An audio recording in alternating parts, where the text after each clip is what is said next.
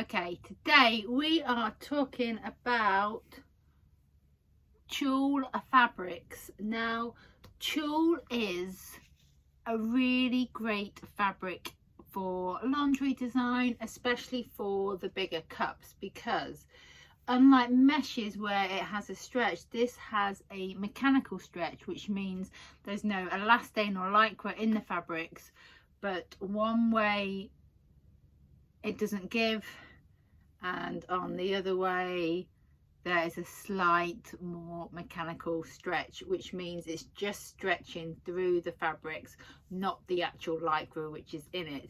This in turn means it is brilliant for bigger cups because the support is there, and when the weight of the breast hits the fabric, it gives a slight give, which means it's an easier fabric to fit than, say, a solid cotton, but not so stretchy in the fact that you feel you've got no support. Tulles come in an array of colours and patterns, which makes it ideal for anyone because there'll be something there you love.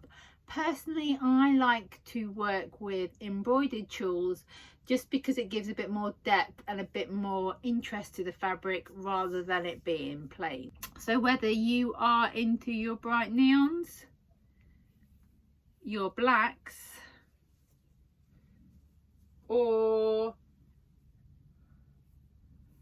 just something a bit more graphic, there will be a tulle which you will be able to pick and love and sew. It is different to a craft tulle, and a good way to test that is you pick an edge and you give it a good yank. Craft tulle will tear due to the structure of the fabric because it's a bit more triangular, whereas lingerie tulle, if you hold it up really close, you'll be able to see that it's more of a hexagon shape.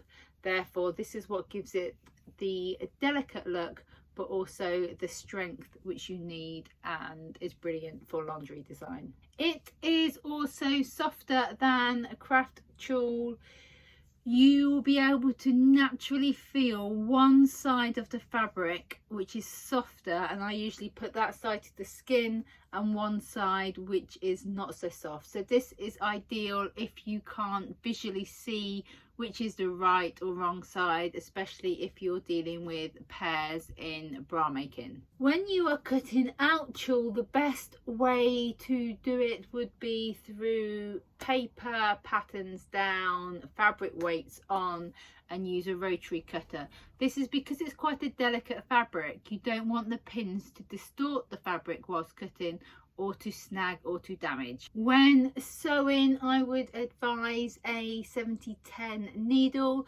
This is quite a fine needle. You can even go as low as a 60 needle, and it's fine enough to go through the tulle but not make holes as you sew along. When it comes to applying elastics, you apply this with a zigzag stitch. Due to the nature of the tulle, I always go for a slightly narrower stitch.